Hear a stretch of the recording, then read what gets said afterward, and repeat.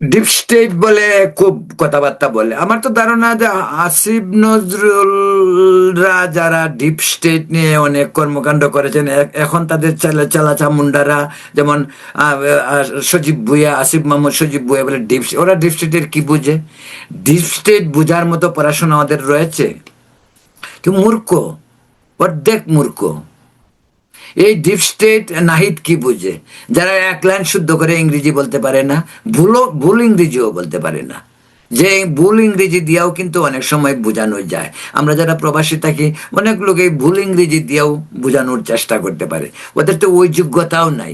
অপদার্থ কতগুলি ছেলে চিটিং করে, প্রতারণা করে মানুষকে বিভ্রান্ত করেছে এবং সেই তথাকথিত আন্দোলনের নায়ক সেজেছে। কিন্তু ওদের স্থান বাংলাদেশে একদিন অসম্ভব হয়ে উঠবে, সেটা নিশ্চিত।